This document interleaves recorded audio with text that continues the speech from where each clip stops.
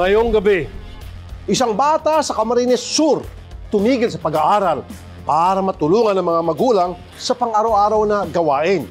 Ang nanay at tatay niya kasi parehong pipi at bingi.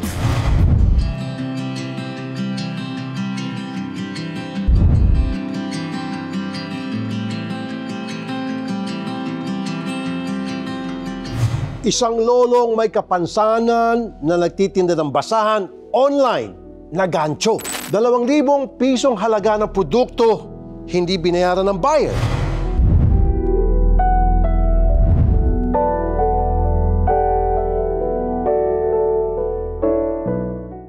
Ako po, si Rafi Tulfo, ang kapatid mo.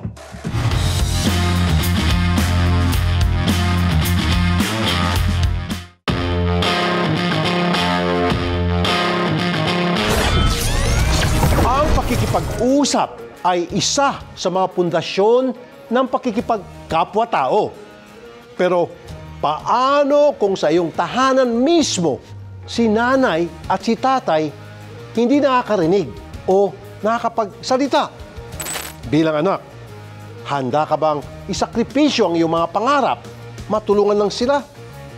Narito ang nakakaantig na kwento ng isang panganay na anak na napilitang tumigil sa pag-aaral para lang magsilbing tenga at bibig ng mga magulang niyang mahal.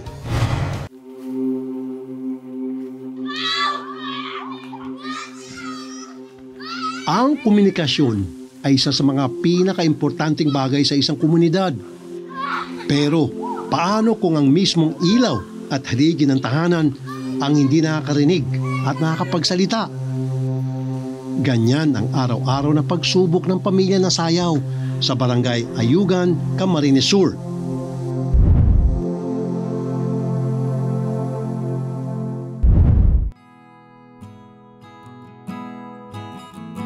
Naglakbay kami ng 10 oras para makilala ang pamilyang mayroong kakaibang pagsubok sa buhay. Sa una pa lang, makikita na ang pagiging mailap at mahiyain ng pamilya. Pero ang pangatlo sa magkakapatid na si Althea, mabilis na naging komportable sa amin. Ako po si Althea. 5 kami magkakapatid. Si Mama ang nag-aalaga sa amin. Si Abang, si Papa ang nagsasaka. Ako po grade 1 na. Malayo yung school namin. Nilalakad lang namin.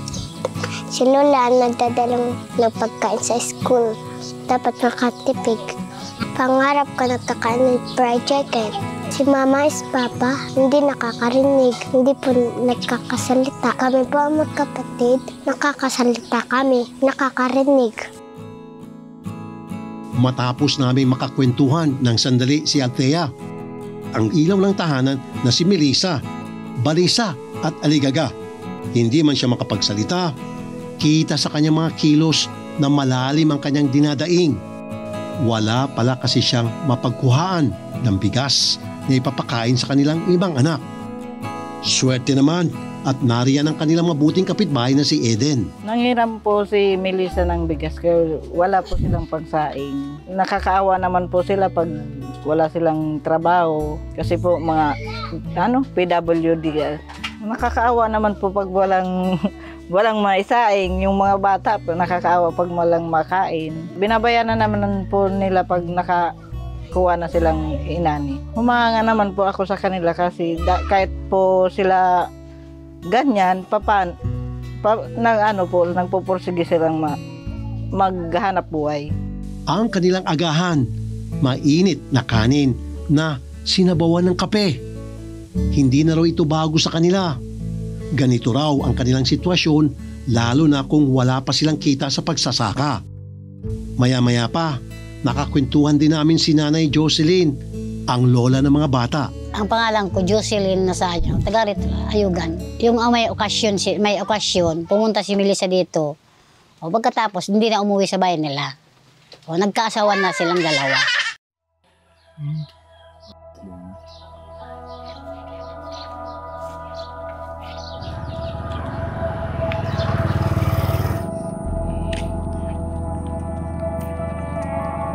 Ayon kay Nanay Jocelyn, naapektuhan ng sunod-sunod na bagyo ang hanap buhay ng anak na si Randy bilang magsasaka. Kaya mayroon talagang mga araw na wala silang makain. At kapag walang makain, apektado ang pagpasok sa eskwelahan ng mga bata. Pagkakaumaga, pag may pasok na, pinagigising ko na kay Brian si mama niya, mag-init ng tubig. Minsan, ayaw maggising ni Melissa, alam niyang walang sasaingin, o tulog siya. O ako ang lula, ako nang magluluto ng pagkain namin, binibigyan ko sila. Si Nanay Jocelyn na rin ang nagsisilbing guardian ng mga bata sa eskwelahan. Pag may may pagsaing sila, nagluluto naman si Melissa, ako nang mag-aatid sa eskwelahan ng pagkain. Babaklay lang ako, lalakad lang. Pag may meeting, ako ang magpupunta sa paralan, ako ang magmi-meeting. Okay naman, kaso pag hindi yan natustusan, na yung mga mag-asawa, wala naman anak buhay. Kawawa naman kung diyan makaaral. Naman pati si Brian, masipag naman si Brian mag-aral. Pag hindi nagigising si mama niya, umiiyak yan. Si Brian, ang panganay na anak nila Melissa at Randy. Ilang beses na rin siyang natigil sa pag-aaral dahil sa hirap ng buhay. Kaya natuto na rin siyang magsaka. Siya din ang katuwang ng kanyang mga magulang sa pag-aalaga ng kanyang 4 na nakababatang kapatid. Pero ang talagang papel ni Brian sa pamilya ay maging tenga at bibig ng kanyang mga magulang. Si Brian, nautusan ko din na magligo ng mga kapatid niya. Kahit nasalat sa buhay, mataas ang pangarap ng mga bata. Tinatanong ko si Kyle. Sabi daw ni Kyle, siya daw sisiman, sabi daw na papakinggan ko. Nag-usap-usap silang mga bata. Si Brian daw mag-army. Napapakinggan ko yan. Pag Si Althea daw magmamaestra. Pinakikinggan ko yan. Matapos ng aming panayam kay Nanay Jocelyn, amin namang nakilala si Michelle, na kapatid ni Randy. Isa rin siya sa mga gumagabay sa mga bata. Bale, pamangkin ko po yung mga anak natin ni Lisa. Okay naman po sila, pero may time din po na nabubuli po sila sa school. Kaya po minsan yung mga magulang po ni Ate Melissa hindi po pupunta sa school or nag-attend ng mga meeting. Kaya po si mama po ang nag-attend ng meeting or kaya minsan po ako. Siyempre po bilang tita, nasaktan din po ako kasi pamilya ko sila. Kasi siyempre po, wala naman pong pamilya na hindi masaktan pag gano'n po yung turing ng ibang tao sa kanila. Natulungan ko sila sa paraang paggawa ng assignment, tapos gano'n po yung paghahatid po ng pagkain sa school. Tapos nag-alaga-alalay po kila Brian kasi po hindi po nila masyadong naintindihan po si Ate Melissa. Hindi may tago ni Michelle ang kanyang awa sa kanyang mga pamangkin. Hindi lang kasi sila sa eskwelahan hirap, kundi pati sa bahay. Hirap pa rin kasi ang mga bata na makipag-usap sa kanilang mga magulang. Opo, proud naman po ako kasi kahit po ganun yung mga magulang nila, yung mga parents nila, parang pursige po sila mag-aral. Sa tingin ko po, parang nahihirapan lang po sila kapag kausap po nila yung parents nila kasi hindi po sila masyadong nagkakaintindihan. Kaya po minsan, pag hindi po naintindihan ni Brian si Ate Melissa, sa akin po nagtatang or kaya po kay mama. Dahil hindi nila makausap ang mga magulang, kung minsan, ang mga bata ay nakatambay sa kanilang mga kapitbahay. O di naman kaya ay nakikipaglaro na lang sa kanilang mga pinsan. Si Ate Melissa po kasi hindi nakakapagsalita, kaya ang ginagawa po ng mga nila Brian, dito po sa amin, nagtatambay, nagkikipag-RTV po. Parang sa mga pinsan-pinsan lang po nakikipag-banding. Sa kabila ng lahat ng pagsubok at kapansanan, si Michelle, proud na proud pa rin sa kanyang kuya Randy. Kahit po ganun po siya, kahit hindi po siya nakapagsalita, porsigido po siyang magtrabaho para po may bigay na pangangailangan sa pamilya, tulad ng pagkain, tas yung pagbawa sa mga eskwelahan po, yung mga kailangan po nila. Hindi man maihayag na mag-asawa sa salita ang pagmamahal sa mga anak, naipapakita naman daw nila ito sa ibang paraan. Sa aming pagbabalik, susubukan ng pamilya na Sayaw na sumailalim sa basic sign language training. May oras pa kaya sila para lubusang magkaintindihan o huli ng lahat? Magbabalik pa ang kapatid mo. Gaya ng maraming pamilya sa probinsya, madalas sa kalikasan na tatagpuan ng pamilya na sayaw ang kapayapaan. Ang sapang ito, bagamat payak, tila dito ramdam ng pamilya ang pagiging konektado.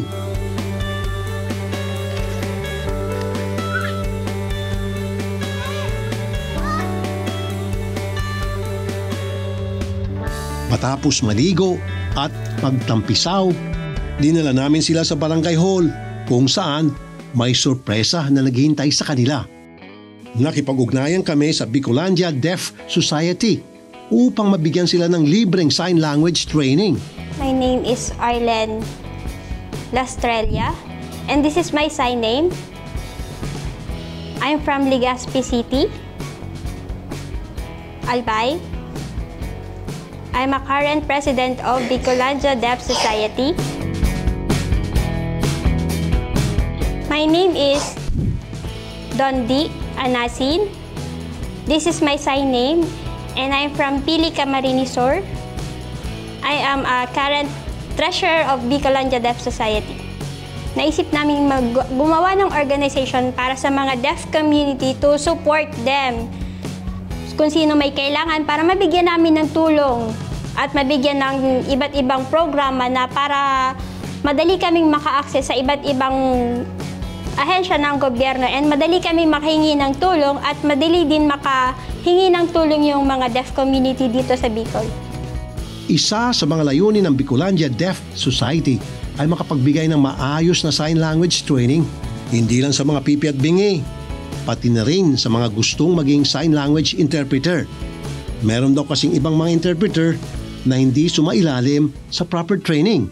Ngayon, may plano kami katulad ng FSL or Basic Sign Language para sa lahat ng mga agencies or future na gustong maging sign language interpreter.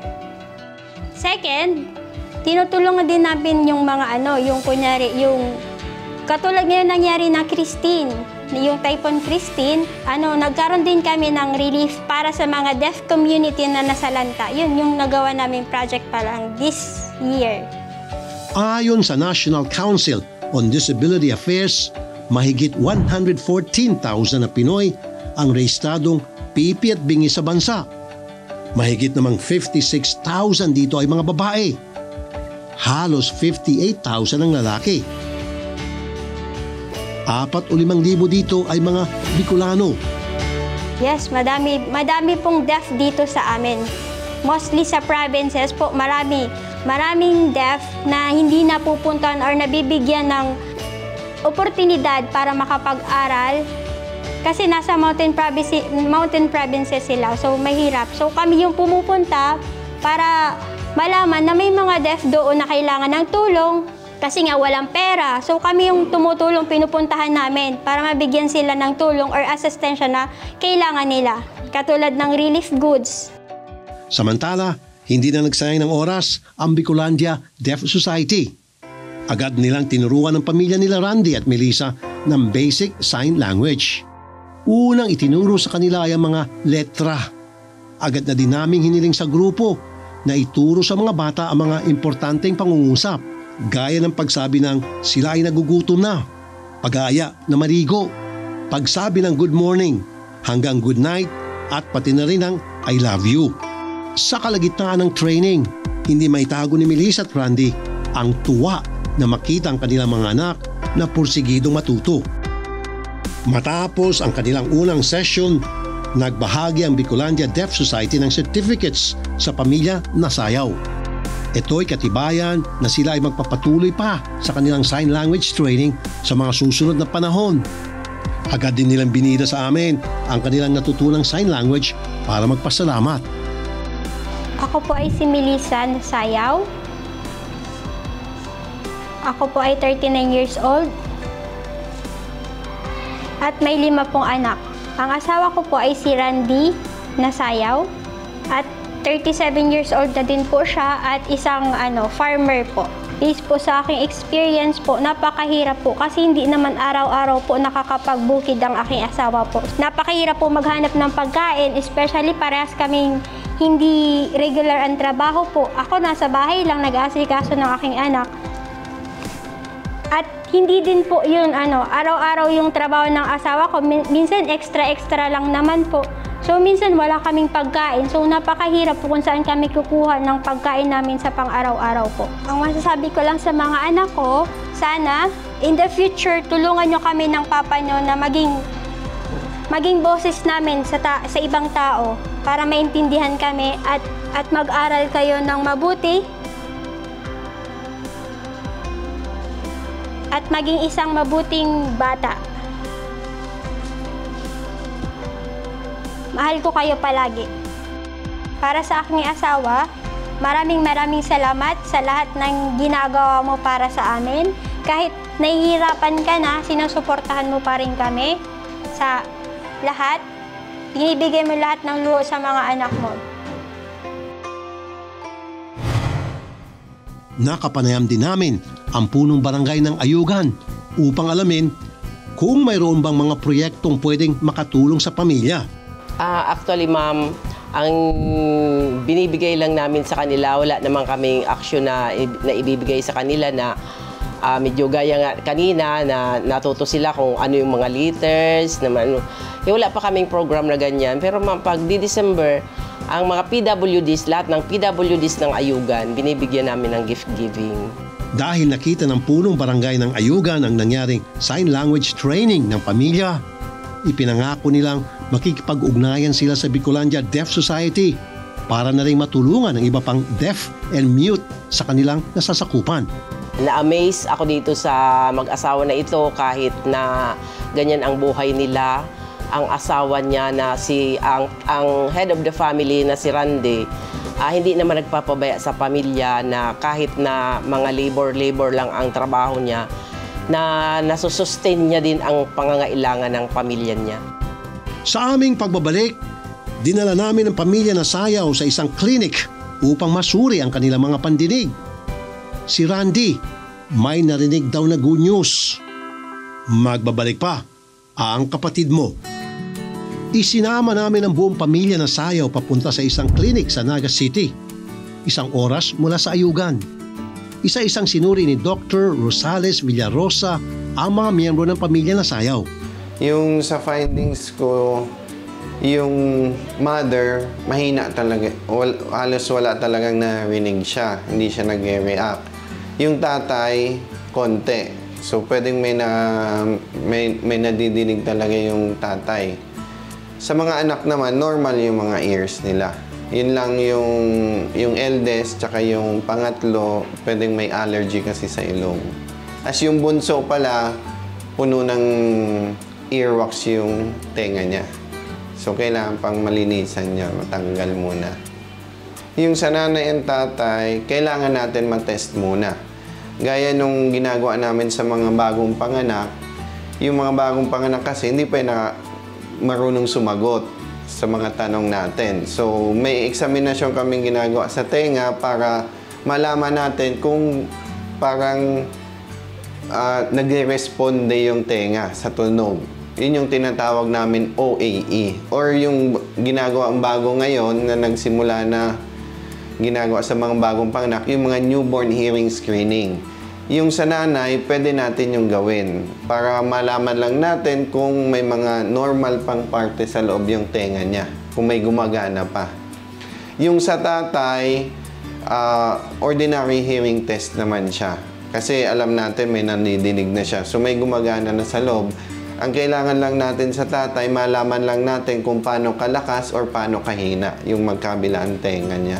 Labis ang galak ng pamilya nang malaman na si Randy ay may natitira pang pag-asa para makarinig at makapagsalita. Pwede pa. Kasi si tatay, may nadidinig siyang konti. Ang isang pwede natin masuggest, hearing aid, para mapalakas lang yung pandinig niya. Pero ganun pa rin, magkaklase pa rin siya para matuto siya magsalita. Parang simula ulit siya ng kinder, basic. Ayon kay Dr. Rosales, marami rin ang mga pwedeng dahilan kung bakit nawawala ang pandinig. Marami pa rin po yung pwedeng dahilan na mawala ng pandinig. Yung isa doon, pwedeng kahit tutuli. bumabara lang sa tenga, pwedeng humina, makaapekto sa pandinig niya. Yung isa din, yung infection. Kasi pag nasira na ng infection yung tenga na pabayaan, nawawala din yung pandinig, nauubos din siya. Matapos ang kanilang check-up, mayroon pang mga sorpresang naghihintay. Agad namin binigay sa kanila ang groceries na hatid ng aming programa.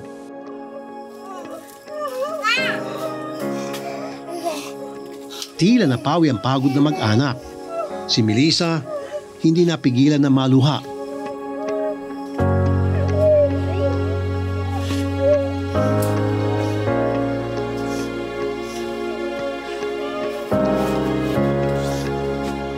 Si Althea naman, napangarap lang noon ang makakain ng fried chicken. Ngayon, one to sawa na sa pagkain.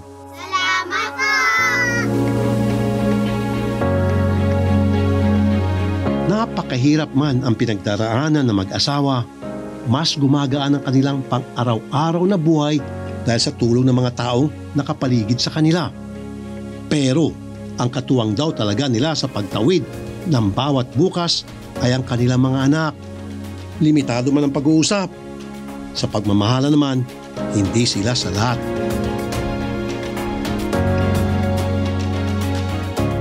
May kapansanan na nga, naghancho pa. Iyan ang sinapit ng isang lolong nagbebenta ng mga basahan online. Libu-libong halaga ng produkto niya ang hindi nabenta. May taguhid pa kaya niya ang kanyang pamilya? Alamin natin sa kwentong ito. Pangkaraniwan na nating nakikita sa kalsada mga naglalako ng iba't ibang paninda, lalong-lalo ng mga basahan. Kadalasan pa nga sa mga basahan vendors, nasa gitna pa mismo ng kalsada, buwis buhay, makapagtinda lamang. Pero hindi lahat ng nagtitinda ng mga basahan ay may kakayahang makapaglako sa labas, lalo na kung may kapansanan. Salamat na lamang sa modernong pamamaraan ngayon at maaari ka nang maka-order ng basahan online. Sa kabila ng mabilis na prosesong ito, hindi pa rin maiwasan na ikaw ay maloko. At isa na nga si Tatay Rinaldo, o mas kilala sa tawag na Lolo Doormat. Kasi yung post nyo, laging ginakancel yung mga order. Opo. Grabe no. Nakancel na. Kaya nga po, ay tsaga-tsaga lang. Nahirapan daw talaga si Tatay Rinaldo sa sinapit niyang pagkalugi sa negosyo. Dahil bukod sa pagiging isang kahig, isang tuka, dagdag pasalin niya pa ang pagkakaroon ng kapansanan. May asawa pa po ako. Ang anak ko po ay 7, 4 ang lalaki, 3 ang babae. Dating truck driver si Tatay Rinaldo. Nagsimula siyang mahirapang maglakad nung siya ay 54 years old dahil daw sa sakit na polio. At kamakailan lamang ay nagkaroon siyang muli ng sakit sa baga. Nahirapan po ako maglakad. 54 pa lang ang edad ko. Siguro mga 12 years na. Umpisa lang nito, nung nagmamaniw ako, nagbabasa ako, hugas. Yun ang nangyari sa akin. Una, sabi, arthritis, tapos nagrayuma, hanggang sa lumaki, hanggang sa napilay na ako. Hindi na nauunat yan. Sa kabila ng kanyang mga iniindang karamdaman, hindi ito naging hadlang upang siya ay patuloy na maghanap buhay. Ano po? Sa mata. Message. Bawal po dito. Number. Masdan mo. Mami, Mercy. Message po. Kahit hindi siya maalam sa makabagong teknolohiya, pati ang pagla-live selling sa social media ay pinasok na rin niya. Nung nakaunang lockdown, may nagturo sa akin kasi noon, gumagapang pa lang ako na hindi pa ako kakasaklay, gapang pa lang. May lumapit sa akin ng 2 na tinuruan ako para may hanap buhay ako. Kasi kawawang-kawawa na kami, walang may naghahanap buhay. Nung matuto ako, ayun na, umpisa na, ginawa nung anak ko, nag-aano sa cellphone, yun ang niya, online. Siya ang naghahanap ng buyer. Ang ganito po paggawa ng doormat, pako po yan, laktaw-laktaw.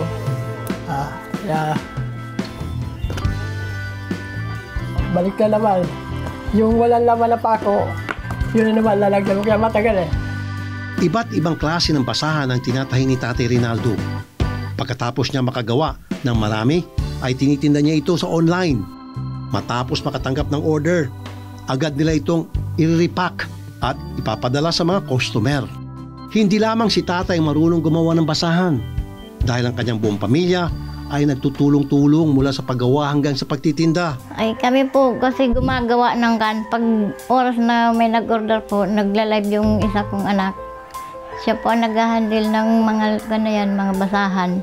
Nagtutulong pa ako mag-pack ng basahan. Tapos pag may nag-order, saka po kami tumutulong.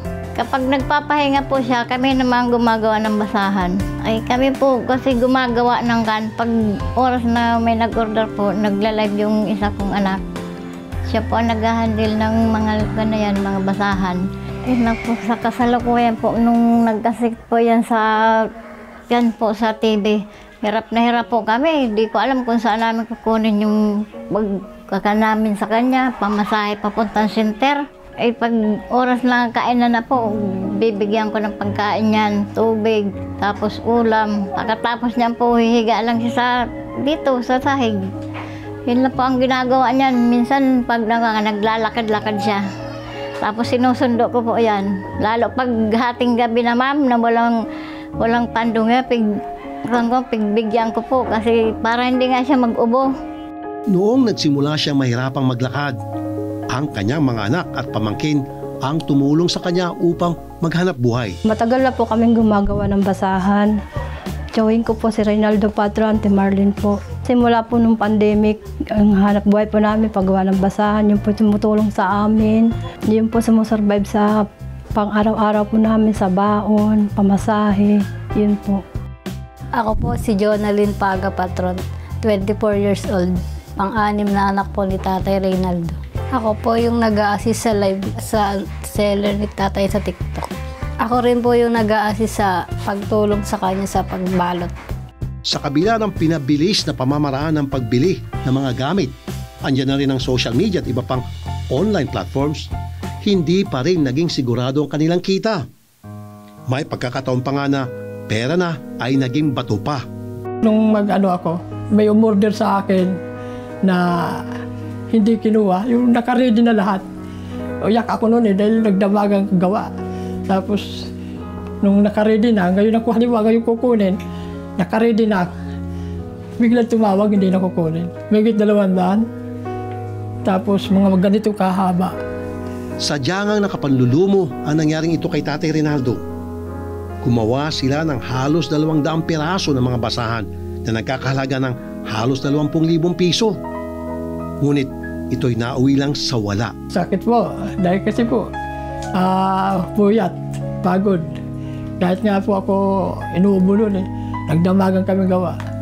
Kaya umiyak na ako nun kaya maraming naawa sa akin. Kaya nagbayaran ako, maraming dumating na tulong. Bakas ang lungkot sa mga mata ni Tatay Rinaldo kung gaano kasaklap ang inabot nilang panloloko noon sa kinansel na orders. Kaya naman, noong nakaraang taon, may isang grupo ng mga kabataan ang hindi na napigilang puntahan sina Tatay Rinaldo upang personal na magpaabot ng tulong. Ako po si Kata Ocado. 28 years old po ako, taga Marikina po ako. Nakilala ko po si Tatay Rinaldo sa social media. Nagpo-post po siya noon ng mga basahan niya and yung mga hinanakit niya noon sa mga bumibili tapos kina-cancel. And nagva-viral po siya. After ko po siya makita sa social media, syempre sobrang di kinaya ng puso ko. Nag-post ako in public na baka meron akong friends na gusto dito na tumulong kay Tatay Rinaldo, mapapagkain or pera. Tapos kami na bahalang pumunta kay Tatay Rinaldo para tulungan siya. Gano'n. And then, sa mga gusto rin sumama, nagtanong kung sino gusto sumama since PWD rin ako, hindi makapagbuhat. So, balit may 3 sumama sa akin. Yung isa, boyfriend ko, and yung 2, mga kaibigan ko rin. Nung araw na yon, Sunday, bumili kami ng mga bigas, pagkain, groceries. Yung order ko po sa kanya, yung on the spot sa bahay na niya. Kasi ang dami palang nag-cancel na order sa kanya. So, sobrang daming basahan hanggang kisame na yung laki, dami nun. And marami kaming biniling magkakaibigan. And sa pag-share, since maraming nakakita ng post ko, marami na rin umorder. At doon na nga nagsimula mag-viral si Tatay Rinaldo bilang si Lolo Dormat. May ilan pang netizens ang nag-request na siya ay matawagan sa pamamagitan ng video call para siya ay kumustahin. Salamat na lamang sa may mga mabubuting kalooban na handang tumulong sa mga nangangailangan. At sa social media, kung saan mas nakilala si Tatay at dumami na rin ang umorder sa kanya, sa kabila ng hirap ng pagkakaroon ng karamdaman, ay naitataguyod pa rin ni Tatay Rinaldo ang kanyang pamilya. Pero may panibagong dagok pala sa kalusugan ni Tatay Rinaldo. Malalampasan pa kaya niya ito? Magbabalik pa ang kapatid mo. Sa kabila ng pagiging viral ni #LoloDormat, ang kinikita nila Tatay Rinaldo ay hindi pa rin sapat. At nito nga lang nakaraang linggo, wala sila halos kinita. Naubos po yung puhunan. Yun siya sa anak ko, 200 mahigit ang binayad namin sa ospital. Naubos lahat. Pinano namin yun, appendix. Sabi nga, 5:30, puputok na. Nakaikot na kami ng government. Puro puno. Puro nagsabi, pilang po kayo kasi puro emergency yan. Hindi kami nakaano. Hindi nagpunta na lang kami sa private. Ayun na, na-operahan. Pinutulan yung sandang ka lang putol sa bituka dahil nabubulok na. Tapos yung tinanggal yung appendix. Kaya ganun kalaki. Kung kaya naman, hindi mapigilang ni Tatay Rinaldo na makaramdam ng pagkalumbay. Dahil na rin sa patong-patong na problema at hirap ng buhay. At sa bawat pagtahi ni Tatay Rinaldo ng mga pira-pirasong tela upang mabuo ang kanyang mga basahan, marami pa rin parte ang kanyang buhay na kailangan niyang tahiin upang silang pamilya ay manatiling buo. Ang pagtatahi ko ng doormat na ito para rin sa ng anak ko, para makatapos siya. Ito lang naman po ang pangarap ko sa anak ko na makatapos siya. Gusto ko po talaga makapagtapos yung dalawa ko. Yun lang talaga ang hinahangad namin. Mahirap para sa mga magulang kung limitado ang kanilang kakayahan upang mapagtapos ng pag-aaral ang kanilang mga anak. Pero para kay Tatay Rinaldo, handa siyang magsakripisyo, maibigay lang ang mga pangangailangan ng mga ito. Yung gusto ko sana makalakad, kaso makalakad naman ako, naghihirap. Sabi ko nga, kung may magpa-opera sa akin, paanuhin na lang, pera na lang para may puhunan ako. Kasi matandaan ako. 67 ako Kapag-aral ko lang yung dalawa ko. Kasi yung mamang pamana ko ma'am na hindi mahihiram. Para ang naranasan ko, hindi na nila maranasan. Masakit din sa mga anak na makita ang kanilang mga magulang na nahihirapan. Pag nakikita ko po siyang naglalakad, nahihirapan. Malungkot po. Kasi po hindi niya po nagagawa yung gusto niya. Hindi makakaila ng pagkakaroon ng kapansanan ay pumipigil sa pagkakaroon ng maayos na pamumuhay. Gaya ni Tatay Rinaldo na kahit gustuhin man na may mas magawa sana para sa pamilya, talo na raw agad sa buhay. Kaya naman, inilapit namin sa isang eksperto ang kanyang kalagayan upang alamin ang mga posibleng lunas sa kanyang mga sakit.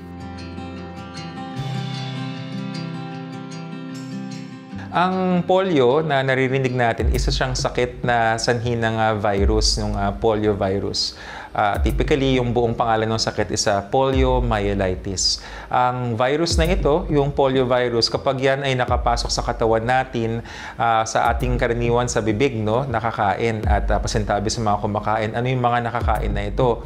Ang sinasabi ay fecal-oral transmission. Pag nakapasok ang virus, ang inaatake nito yung ating mga nerves sa English, sa Tagalog, yung mga ugat. Pagka tinamaan yung nerves natin, pwede kang sa simula lagnat yan, yan o kaya pananakit ng katawan, or pagka nanghina siya dahil nagkakaroon ng paralysis na sinasabi, hindi ka na makakalakad, hindi ka makakagalaw, depende kung saang bahagi. Walang treatment para dito. Pag tinamaan ka na, medyo mahirap na, no? Pero ang ginagawa is supportive care.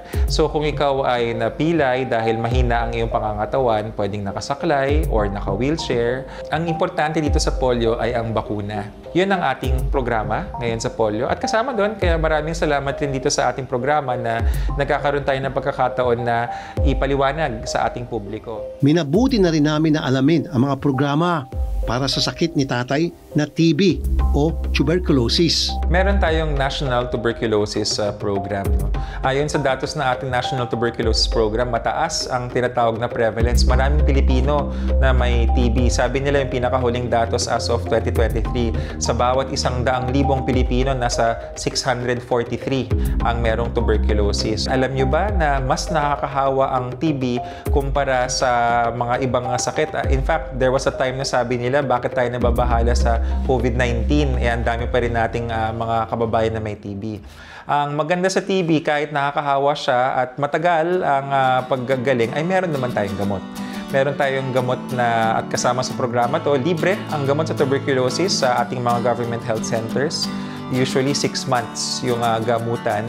Araw-araw kang may iinumin ng mga tableta, no? So ang ano dito importante ay dapat siyagain mo na pag sinabing uminom talaga everyday, na huwag mong ititigil hanggang makumpleto yung 6 months. Ang programa natin ngayon, importante na ang screening, ang testing at ang treatment ay nariyan. Ang ating mga health center, yan ay pinapatakbo ng ating mga local government units. So ang ating TB DOTS, yung TB Directly Observed Treatment Short Course, yan yung karaniwang 6 months na gamutan na araw-araw.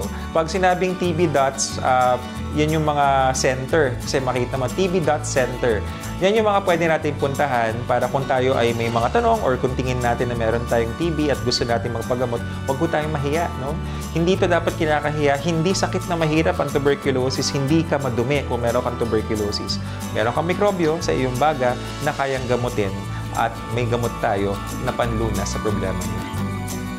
Bukod sa tulong medikal, sagot na rin namin ang isang buwang grocery at tulong pinansyal para sa mga kailangang bilhin na gamot. Nag-abot na rin kami ng pampuhunan sa kanilang doormat selling business upang sila ay makapagsimulang muli. Maraming salamat po sa mga buo-buo ng kapatid mo, Idol Rapitol po. Sa lahat po ng mga maraming salamat po sa inyo, ma'am. At sa mga binigay niyo sa akin ng grocery. Matagal na po yan para sa akin. Senator, maraming salamat po. Hindi makakailang hirap na naranasan ng pamilya ni Tatay Rinaldo. Pero sa kabila ng lahat ng ito, nananatili silang matatag. Ang kanyang pagsusumikap at pagkakaroon ng mataas na pangarap, magsilbi pusa ng aral sa ating lahat. Walang kapansanan ang mga kapigil sa diwa ng isang taong nais mapabuting sarili. Lalo pa kung ang lahat ng ito ay para sa ikabubuti ng pamilya. Mga kapatid, totoong mahalaga ang pagiging matalino, masipag at madiskarte sa buhay. Ang mga ito ay dapat itinuturo sa mga bata at pinapanatili hanggang sa pagtanda. Pero hindi yan madali para sa mga taong may kapansanan. Kung nais natin silang tulungan, dapat nating tandaan, kailangan natin ng malawak na pag-unawa, kabutihan ng puso at lalim ng diwa. Hanggang sa muli, ako po, si Rafi Tulfo, ang kapatid mo.